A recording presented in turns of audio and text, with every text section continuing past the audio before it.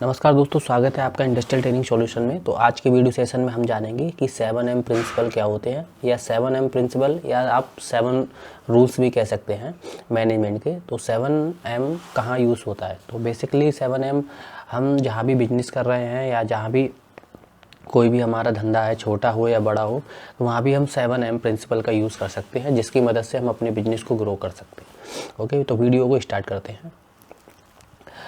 7M principal के जो statesman थे सर थॉमस मोरे थे। यहाँ पे लिखा हुआ है थॉमस मोरे ने 7M प्रिंसिपल को लागू किया था।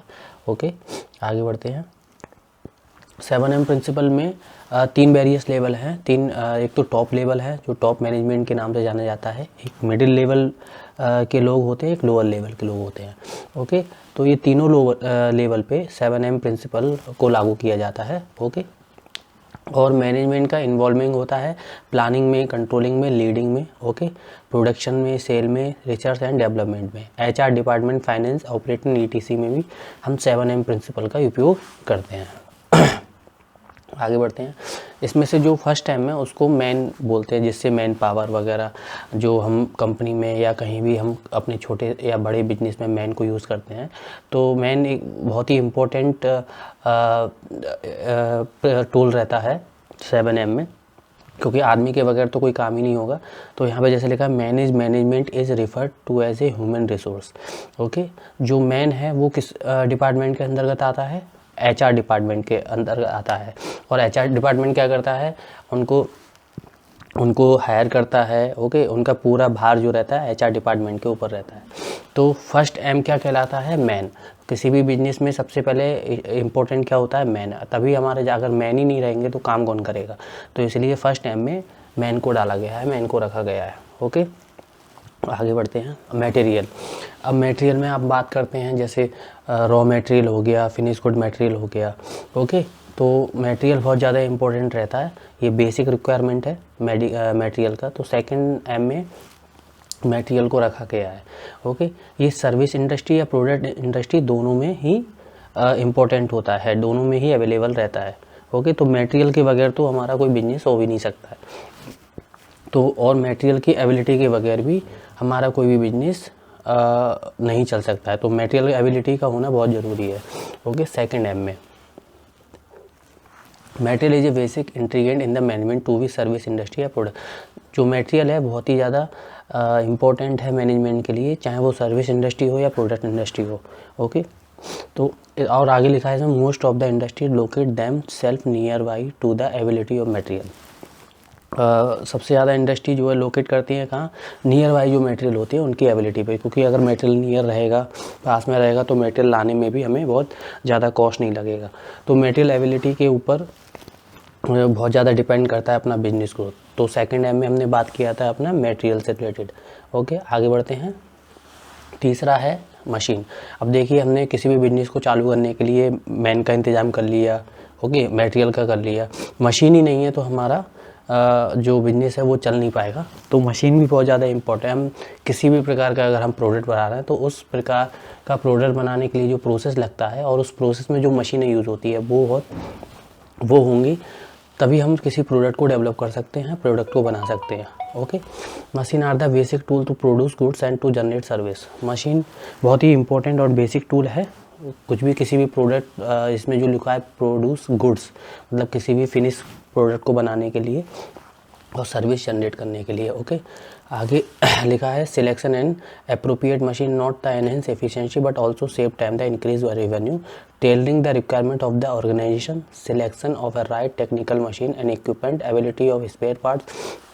मशीन के साथ साथ उनके जो स्पेयर पार्ट है उनकी एबिलिटी भी। अभी जैसे कोई मशीन ख़राब हो गया, ठीक है, हमारे पास मशीन ख़राब हो गया, हमें पता चला अरे ये पार्ट ख़राब हो गया, तो वो पार्ट की एबिलिटी मार्केट में होना चाहिए। ओके, तो हमें मशीन भी उस टाइप का लगाना चाहिए, अगर उसका कोई भी पार्ट ख़राब हो गया तो हमें मार्केट में मिल सके। ओके, अगर मार्केट में बहुत इजीली अवेलेबल होगा तो हम जल्दी से जल्दी मशीन को बना सकते हैं, मशीन और प्रोडक्शन को चालू कर सकते हैं। तो 3M में जो तीसरा M है वो किसकी बात करता है? मशीन की बात करता है। आगे बढ़ते हैं। मशीन के मेंटेनेंस की बात कर रहे हैं, मेंटेनेंस एंड ओवरहॉलिंग इश्यूज़। जब मशीन चलता रहता है, जैसे अभी जब नया रहता है तो उसमें इतना रिक्वायरमेंट नहीं रहता है मेंटेनेंस का, लेकिन फिर भी एक टाइम पीरियड के बाद में 2 साल 3 साल 5 साल के बाद में उनमें प्रॉब्लम आना शुरू हो जाती है। तो मेंटेनेंस एंड ओवरऑल इशू आने लगते हैं प्रोडक्शन के साथ साथ। Okay, service industry technology matter a lot these days, we are having computer and peripherals as a major machine to serve the service clients. अगर हमारी मशीन अच्छे से काम करेगी तो हम अपने क्लाइंट को सर्विस दे सकते हैं ऑन टाइम पे। अगर किसी क्लाइंट का किसी का रिक्वायरमेंट है कि नहीं मुझे ये प्रोडक्ट चाहिए और इतने टाइम पे चाहिए, अगर मशीन ख़राब हो गया तो आप प्रोडक्ट सप्लाई नहीं कर सकते। ओके, जिसकी वजह से क्या होगा, आपका लॉस होगा। तो पहला एम था मैन मशीन। ओके, तो बहुत ही ज़्यादा इम्पोर्टेंट होता है मशीन का रखरखाव, मशीन का मेंटेनेंस। ओके, आप प्रिवेंटिव मेंटेनेंस भी रख सकते हैं। ओके, तो मशीन की एबिलिटी, मशीन अगर अच्छे से काम कर रहा है तो आप ऑन टाइम प्रोडक्ट को सप्लाई कर सकते हैं मार्केट के अंदर। आगे बढ़ते हैं। चौथा, मनी बहुत ज़्यादा इंपॉर्टेंट होता है। अगर हमारे ऑर्गेनाइजेशन में अगर 10 लोग काम कर रहे हैं तो उनका सैलरी ऑन टाइम पे देना रहता है। प्रोडक्ट अगर सेल नहीं हुआ, अगर मैन मशीन मटेरियल इनमें कुछ कहीं भी प्रॉब्लम हुआ तो हम अपने फाइनेंस को नहीं सुधार सकते, जिसकी वजह से हमें सैलरी देने में लेट हो सकता है। ओके, तो चौथा एम किसकी बात करता है, मनी की। Management is done to meet day to day business requirement. हमारी जो बिजनेस की जो रिक्वायरमेंट है, जो भी हमारा बिजनेस है चाहे छोटा है या बड़ा है, तो मैनेजमेंट को day to day business requirement, ठीक है, फंड को इसको इन्वॉल्व करना रहता है कोई भी प्रोडक्ट बनाने के लिए। ठीक है, तो वो प्रोडक्ट बनाने के लिए मनी का रिक्वायरमेंट रहेगा। अगर वो फ्लो सही नहीं हुआ तो ये प्रॉब्लम अपना टॉप मैनेजमेंट को होगा, मिडिल वालों को भी होगा, लो लेवल वाले लोगों को भी होगा। तो 4M जो है, मनी बहुत ज़्यादा इंपॉर्टेंट होता है। ओके, 4M को समझ लिया। 5वां है मेथड का मतलब इसको कह सकते हैं तरीका। तो तरीका मतलब कि everything has a right way, हर एक चीज़ का एक राइट वे है करने के लिए। This right way is known as a method is management. और ये जो राइट वे है वो कहलाता है मेथड ऑफ मैनेजमेंट का। मतलब हम किस तरीके से मैनेज कर रहे हैं, क्या हमारा मेथड है किसी भी प्रोडक्शन लाइन में या डिज़ाइन लाइन में, किस तरीके का हम किस तरीके से मेथड बना रहे हैं अपने प्रोडक्शन में। तो किसी भी प्रोसेस में हमारा एक मेथड होना चाहिए। ओके, इस चीज़ का विशेष ध्यान रखना है। और आगे है a set of procedure and instruction is known as a method. अगर हमारे कोई भी प्रोसेस है, किसी भी पार्ट को जो अगर हम बना रहे हैं तो उसका प्रोसीजर तो होगा। ओके, तो उसके जो इंस्ट्रक्शन है वो मेथड रहते हैं कि हमें किस तरीके से इंस्ट्रक्शन फॉलो करें। जैसे फॉर एग्जांपल अगर हमको मशीन चालू करना है तो उसका एक इंस्ट्रक्शन होगा। ओके, या हम किसी भी पार्ट को बना रहे हैं तो उसका एक प्रोसीजर रहेगा। तो प्रोसीजर और इंस्ट्रक्शन के बारे में आप समझ गए। प्रोसीजर क्या होता है, जैसे अगर हम कोई पार्ट को बना रहे हैं तो उसका प्रोसीजर। इंस्ट्रक्शन क्या होता है कि एक इंस्ट्रक्शन होता है कि मशीन को कैसे चालू किया जाता है, कैसे आगे क्या क्या पॉइंट्स रहते हैं, उस तरीके से इंस्ट्रक्शन जो सारी मशीनों पे लगा रहता है। Okay, the visible method of A company include plan, policies, procedure and data. Visible method मतलब जो हम किसी मशीन में डाटा को शो करते हैं। इसमें इंक्लूडिंग क्या रह सकता है, प्लान, ओके, पॉलिसीज़ क्या है कंपनी की, प्रोसीजर क्या है कंपनी के, एंड डाटा चाहे क्वालिटी डाटा हो, डिज़ाइन डाटा हो, बस HR डाटा हो, तो ये सारी चीज़ें विजिबल होनी चाहिए। ओके, तो ये सारी चीज़ें मेथड में आती हैं। आगे है the less visible ones include a company norms and its culture and the norms and culture of the society around it and the method of the its customer, supplier, associate and competitors. अगर less visible चीज़ें हैं company के अंदर, okay, ठीक है, तो उसमें क्या होगा, जो सप्लायर हैं, कस्टमर है, उन पे ज़्यादा इफ़ेक्ट पड़ेगा। अगर हम इन सारी चीज़ों की जानकारी नहीं होगी तो ये सारी चीज़ें विजिबल होनी चाहिए। आगे है method determine how people work and their work profession. जो हमारा जो मेथड हमने जो बनाया है अपने ऑर्गेनाइजेशन में, वो डिटरमाइन करेगा, लोगों को बताएगा कि हमें किस तरीके से काम करना चाहिए। तो इन सारी चीज़ों को हमें ज़रूरी है विजिबल करें और मेथड को अच्छी तरह से बनाएं। Okay, a popular method is management is what to refer to as management by objective. This involve setting objective and targeted for different aspect of the organisation. अपने ऑर्गेनाइजेशन में कि कोई भी जैसे टारगेट रहता है, ओके, तो मैनेजमेंट के द्वारा कुछ ऑब्जेक्टिव होते हैं, तो वो ऑब्जेक्टिव ही मेथड को सही बनाते हैं। The managers job is then to make sure that these objective are achieve given as allocate amount of resource. ये क्या कह रहा है कि the manager job is then to make sure that जो ऑब्जेक्टिव हमने बनाए हैं वो अचीव कर रहे हैं, जो हमने जो रिसोर्स हैं, जो हमने रिसोर्स एलोकेट किए हैं उस अमाउंट में, चाहे लैक रिसोर्स हो चाहे हाई रिसोर्स हो, तो जिस टाइप के भी रिसोर्स है, हम क्या अपने ऑब्जेक्टिव को अचीव कर रहे हैं नहीं कर रहे हैं, वो सारा इम्पोर्टेंट है। ओके, आगे बढ़ते हैं। Another form of management is an auto created approach where manager set target and, अगर हमारा कोई भी ऑर्गेनाइजेशन उसमें जो मैनेजर है वो अपने टारगेट सेट करते हैं, प्रोडक्शन टारगेट रहता है। ओके, और उनके जो ऑब्जेक्टिव होते हैं दूसरे लोगों के लिए, और उनके जो सुपरवाइज़र है, मैनेजर के नीचे जो सुपरवाइज़र काम कर रहे हैं वो क्या परफॉर्मेंस सही दे पा रहे हैं, टारगेट को अचीव कर पा रहे हैं। ओके, आगे है the problem with autocratic manager is that they can be intimidating and often fail to encourage employees so that they do not use the human resource as well as possible। अगर हमारे कुछ managers होते हैं जो target को achieve नहीं कर पाते तो उससे क्या होगा, ये प्रॉब्लम क्रिएट होगा। ओके, तो सारे जो मैन मशीन मेथड जो भी है, ये सारी चीज़ें बहुत ज़्यादा इंपॉर्टेंट है। हमारी वर्क टीम कैसी है, टीम कैसी है, तो इन चीज़ों का विशेष ध्यान रखना है अपने 7M टूल्स में। ओके, आगे बढ़ते हैं। आगे क्या है, democratic manager encourage other to make decision for them self managing teams are, जो डेमोक्रेटिक मैनेजर्स होते हैं, ओके, जिसे बोल सकते हैं जो मैनेज नहीं कर पाते सही, तो जो अच्छे मैनेजर्स होते हैं वो सेल्फ डिसीजन लेते हैं अपने प्रोडक्ट प्रोसेस में, लेकिन जो डेमोक्रेटिक मैनेजर होते हैं वो दूसरे लोगों के ऊपर डिपेंड रहते हैं कि उनकी तरफ से क्या डिसीजन आता है। ओके, तो जो भी डिसीजन है वो मैनेजर को खुद लेना है। ओके, आगे है the style is management that is most appropriate is often dependent on the situation. Example the nature of the industry, the speed and which decision need to be made, the familiar of manager and other of style.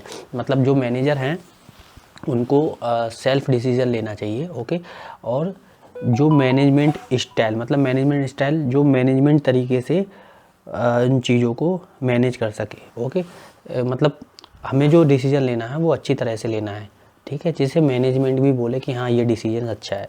और हमें जो भी decision लेते हैं वो किसी दूसरे के ऊपर नहीं लेने, किसी दूसरे के डिसीजन हमको फॉलो नहीं करने हैं, मैनेजर को ही अपने डिसीजन सारे प्रोडक्ट प्रोसेस में लेने चाहिए। ओके, आगे बढ़ते हैं। मेजरमेंट का मतलब होता है किसी चीज़ को नापना। ओके, यहाँ पे क्या लिखा है, measurement as quantified observation of some aspect and attribute of process.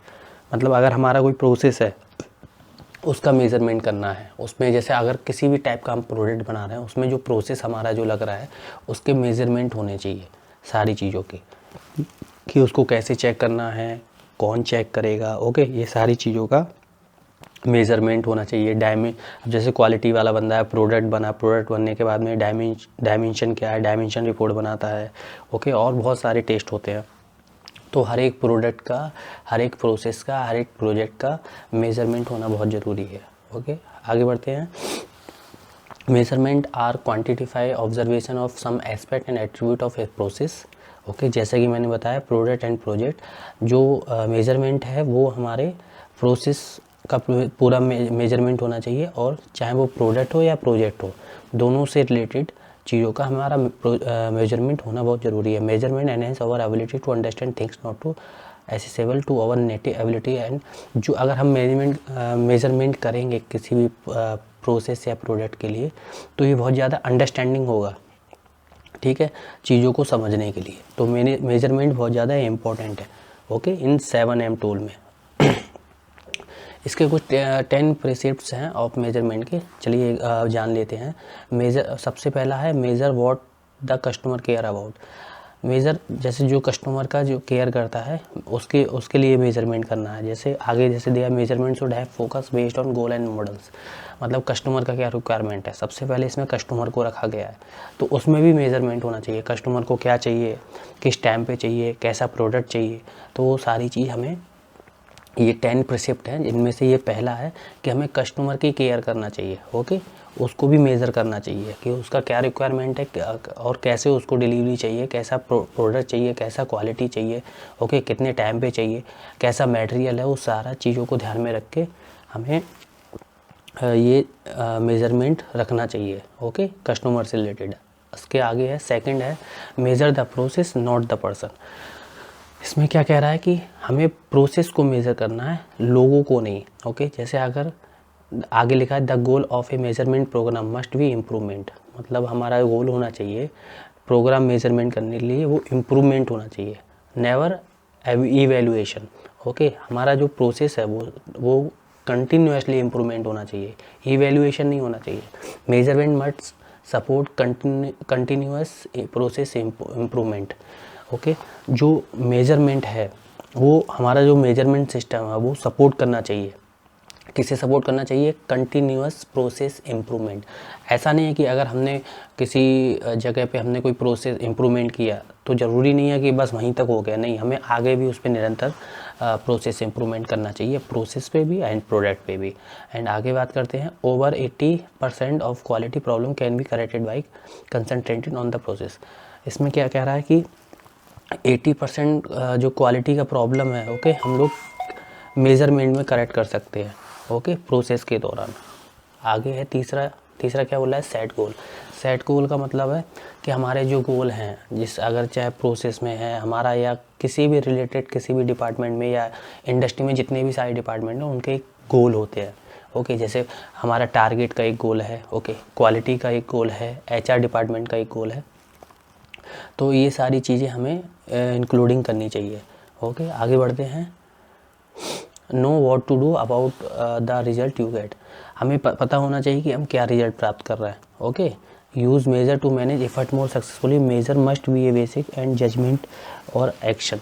हमारा जो मेजरमेंट है, ओके, वो कैसा होना चाहिए, जजमेंट होना चाहिए, ठीक है, जिसके ऊपर हम एक्शन ले सके। When measure are not achieving goal और not moving the right direction, अगर हमने कोई भी मेजरमेंट किया है, अगर वो गोल ही अचीव नहीं कर पा रहा है और इसका मतलब वो सही डायरेक्शन में नहीं है। Okay, you must also know how your intervention will affect measure both short term and long term. ये हम मेक श्योर हमको ही पता होना चाहिए कि हमने अगर मेजरमेंट किया है तो लंबे समय और शॉर्ट समय के लिए किया है या लंबे समय के लिए किया है, तो ये सारी चीज़ों का हमें ध्यान रखना चाहिए। आगे बढ़ते हैं, नंबर 5 क्या बात कर रहा है, anticipate the result of your intervene, gate feedback from all participant.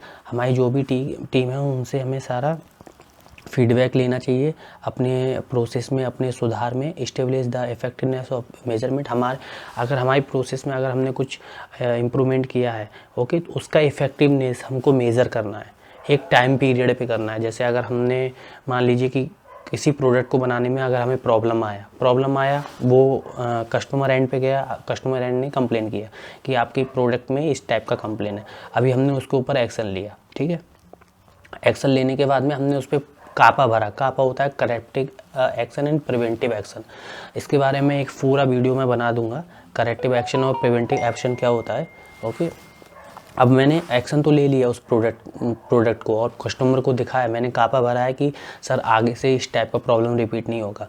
Okay, then हमको कापा भरने के बाद में उसका इफ़ेक्टिवनेस, कि वो एक्शन लेने के बाद में हमारा जो प्रॉब्लम है वो ख़त्म हुआ है नहीं हुआ है, 1 महीने हुआ नहीं हुआ, 2 महीने नहीं हुआ, 3 महीने नहीं हुआ, अगर वो प्रॉब्लम रिपीट नहीं हो रहा है तो इसका मतलब हमने जो एक्शन लिया था उसकी वजह से हमें रिजल्ट अच्छे मिल रहे हैं। ओके, तो इस चीज़ का हमें विशेष ध्यान रखना है कि अगर हम जो भी एक्शन ले रहे हैं उसके ऊपर इफ़ेक्टिवनेस मेज़र होना चाहिए, हमने जो भी एफर्ट लगाया वो भी सारा हमारा मेज़रमेंट में आना चाहिए। आगे बढ़ते हैं, the process itself should yield measure, don't create a separate system to gather measure, they should be a natural byproduct in performing the process, measurement should not be additional overhead and burden upon the people collecting the measure। हमारा जो process है वो separate system होना चाहिए measurement के लिए। Okay, हमें लोगों पे ज़्यादा भी ओवरबर्डन नहीं करना है, ज़्यादा भी उनके ऊपर भार नहीं डालना है। ओके, हमें जो भी प्रोसेस है वो ऑटोमेशन में करना चाहिए, ठीक है। आगे बढ़ते हैं, 7वां है, measure should be numerical and objective, हमारा जो मेजरमेंट है वो न्यूमेरिकल होना चाहिए। ओके, इसमें क्या दिया है, measurement is not done well subjectively as started earlier, measurement enhance our ability to sense things not accessible to our native abilities and intelligence, subjectively contradicts this, it's also make measure open to interpretation and no two person will interpret them in the same way। हमारा जो इसमें जो measurement है वो कह रहा है कि न्यूमेरिकल वे में होना चाहिए, ओके, और एग्जेक्टिव भी। ओके, इसके बारे में बात किया है। आगे बात करते हैं। नंबर 8 क्या बात कर रहा है, publish and publicise measurement result. हमारे जो भी मेजरमेंट रिजल्ट आ रहे हैं हमको वो पब्लिश करना है, लोगों को बताना है, फीडबैक देना है कि इसमें हमारे इम्प्रूवमेंट हो रहे हैं, और हमको जो मेजरमेंट हमारा जो इफेक्टिवनेस हमारा जो डाटा है वो हमको शो करना है, मैनेजमेंट को शो करना है। इसमें लिखा है measure must be beneficial to the person collecting the data and perform the process measure, कि हमारा जो मेजर में हमको डाटा कलेक्ट, लोगों से डाटा कलेक्ट करना है। ओके, किसके परफॉर्मेंस के लिए, प्रोसेस मेजरमेंट के लिए। तो इस चीज़ का हमें विशेष ध्यान रखना है नंबर 8 में। नंबर 9 क्या बात कर रहा है, ensure completivity of measures without stable process and standard measure are meaningless. जैसा कि मैंने पहले भी बोला था कि हमारा अगर प्रोसेस स्टेबल नहीं है और स्टैंडर्ड नहीं है तो हमारा जो मेजरमेंट है वो मीनिंगलेस है। तो सबसे पहले हमें ध्यान रखना है कि हमारा जो भी प्रोसेस है, जिस टाइप का भी हम प्रोसेस प्रोडक्ट को बनाने के लिए प्रोसेस यूज़ कर रहे हैं, उसका एक स्टैंडर्ड होना चाहिए। स्टैंडर्ड होना बहुत ज़रूरी है, नहीं तो वो मेज़रमेंट, हम जो मेज़रमेंट ले रहे हैं वो मीनिंगलेस है, क्योंकि कभी वो कुछ बताएगा, कभी वो कुछ बताएगा। ओके, तो इस चीज़ का विशेष ध्यान रखना है। आगे है, in system development work individual performance has always been a largest variable. System development work में इंडिविजुअल परफॉर्मेंस हमेशा लार्जेस्ट वेरिएबल रखेगा। ओके, आगे है, this work must be converted from an individual art from a repeatedly process before it can be effectively measured and controlled. Encourage the use of the best practice by all your staff, being everyone up to the level of best people. और इसमें क्या बताया गया है कि हमारे जो process में या डिपार्टमेंट में जो भी काम कर रहे हैं, ओके, वो अच्छे होने चाहिए, उनको पता होना चाहिए प्रोसेस और प्रोडक्ट के बारे में, ठीक है, और वो किस तरीके से मेज़र कर रहा है। सबसे पहले तो हमें अपने प्रोसेस का स्टैंडर्ड तैयार करना है और स्टैंडर्ड के हिसाब से उस पर एनालिसिस करना है, ठीक है, उसका इफेक्टिवनेस मेज़र करना है। ये चीज़ों का विशेष ध्यान रखना है अपने बिजनेस में। आगे है, what you measure is what you get. Okay, इसमें क्या बात कर रहा है कि आपने क्या मेज़र किया था और आपको क्या प्राप्त हुआ। इसमें क्या दिया है point, finally this is the most important measurement precept, even more so that relating measure is to customer. If you measure line of code you will get line of code. इसका क्या मतलब है कि आपने जो भी मेज़र किया है, फॉर एग्जांपल आपने अगर 2 mm में मेज़र किया है तो आपको 2 mm ही मिलना चाहिए। ओके, इसका मतलब क्या है कि हमारा प्रोसेस अच्छा है, हमारे स्टैंडर्ड अच्छे हैं, हमारे इंस्ट्रक्शन अच्छे हैं। ओके, तो आप समझ गए इसका कहने का मतलब क्या है कि आपने जो भी मेज़र किया है स्टैंडर्ड के हिसाब से, इंस्ट्रक्शन के हिसाब से, वो क्या आपको मिला है। अगर आपको नहीं मिल रहा है तो उसमें हमें इम्प्रूवमेंट की ज़रूरत है। ओके, आगे बात करते हैं मार्केटिंग। मार्केटिंग तो आप सभी जानते क्या होती है कि अगर हमारा सारा मतलब प्रोडक्ट निकल गया, ठीक है, मैन है अपने पास, मेथड है, मशीन है, मेज़रमेंट है, ठीक है, उसके बाद हमारा प्रोडक्ट बन के तैयार हो जाता है, तो हमें मार्केटिंग की ज़रूरत होती है। हमें मार्केट में वो प्रोडक्ट को दिखाना रहता है कि ये प्रोडक्ट को सेल करना रहता है, बाद में सेल वाले करते हैं, तो उस प्रोडक्ट का मार्केटिंग करना। अगर हम मार्केटिंग करेंगे, प्रोडक्ट हमारा सेल होगा तो क्या होगा, फंड आएगा तो हम लोगों को सैलरी अच्छे से अच्छे टाइम पर दे सकते हैं, कंपनी का ग्रोथ कर सकते हैं, कंपनी को आगे बढ़ा सकते हैं, और भी जो रिसोर्स हैं जो हमें लगते हैं उनको भी अवेलेबल अपने ऑर्गेनाइजेशन में कर सकते हैं। तो मार्केटिंग 7M में आता है और बहुत ही ज़्यादा इम्पोर्टेंट है। The marketing management cycle, the planning cycle is compose to 4 basic step. First, planning is the process of examination and understanding the surrounding within which the organization function starts with environment screening as the process of studying and making sense of all things that might impact the firm operation that are external to the firm. This would including studying and gaining an understanding for such things as competition, legislation and regulation, social and cultural trends and technology. हमारी market में बहुत ही ज़्यादा, अगर हम जैसे कोई भी product बना रहे हैं तो बहुत ज़्यादा कॉम्पिटिटर है, तो मार्केटिंग में भी बहुत ज़्यादा चैलेंज हो सकता है। मतलब हमारे जो भी प्रोडक्ट हम बना रहे हैं वो बहुत ही ज़्यादा यूनिक हम क्वालिटी में प्रोवाइड कराएं, अच्छे रेट में हम उसको सेल करें, तो जिससे क्या होगा, हमारा मार्केटिंग स्ट्रॉन्ग होगा तो फंड्स आएंगे तो हमारा कंपनी का ग्रोथ होगा और कंपनी की जो रिक्वायरमेंट है उनको फुलफिल कर सकते हैं। आगे बढ़ते हैं। Second, implementation is the process of pulling plans and have been made into action. दूसरा, इम्प्लीमेंटेशन क्या है, प्रोसेस ऑफ पुटिंग प्लान्स, हमारा प्रोसेस जो हमारे प्रोसेस है उनमें प्लानिंग में स्ट्रॉन्ग करना, okay that have been made into action, और उनको कैसे में कन्वर्ट करना है, एक्शन में। It is the translation from expected reality to action reality. Third, monitoring is the process of trekking plan, हम जो भी प्लान बना रहे हैं, तीसरा प्रोसेस क्या है कि उनको ट्रैक करना, ओके। और इसमें दिया है correction is the stage is which we take action to return our plan to the desire state based on feedback oriented in the monitor stage. If we find then return the planned state is not practicable, we may adjust our planning outcome। मतलब इसमें जो plan के बारे में बताया है, हम कि प्लान किस तरीके से कर रहे हैं अपने मार्केटिंग में नहीं, इवन हम हर तरीके अपने प्रोसेस में या अपने ऑर्गेनाइजेशन जहाँ भी प्लान कर रहे हैं उसको अच्छी तरह से कर सकें।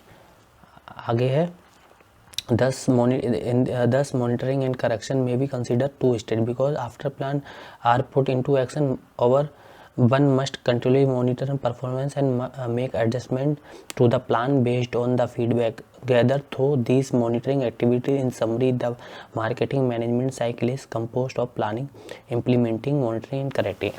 हमारा जो भी प्लान है ओके उसको हमें समराइज़ करना चाहिए मार्केटिंग मैनेजमेंट साइकिल में, ओके उसमें प्लानिंग होना चाहिए, उसमें इम्प्लीमेंटेशन होना चाहिए, उसको मॉनिटरिंग एंड करेक्टिव होना चाहिए। अगर हमारे कोई भी इश्यूज़ हो रहे हैं तो उनका भी हमें उसमें भी हमको अच्छी तरह से प्लानिंग करना है, उसमें भी अच्छी तरह से इम्प्लीमेंटेशन करना है, ओके। आशा है आपको वीडियो अच्छा लगा है और आपने 7M के बारे में समझा। और यहाँ पे जो भी जितने भी लोग नए हैं उन चैनल को सब्सक्राइब कर लीजिए और अपने दोस्तों के साथ ज़रूर शेयर कीजिए ताकि उन्हें भी इस जर्नी में शामिल होने का मौका मिल सके, ओके। और साथ ही बेल आइकॉन प्रेस कर दीजिए ताकि आने वाली वीडियो की अपडेट आपको जल्दी से जल्दी मिल सके। अगर वीडियो अच्छा लगा है तो थैंक यू सो मच, फिर मिलते हैं।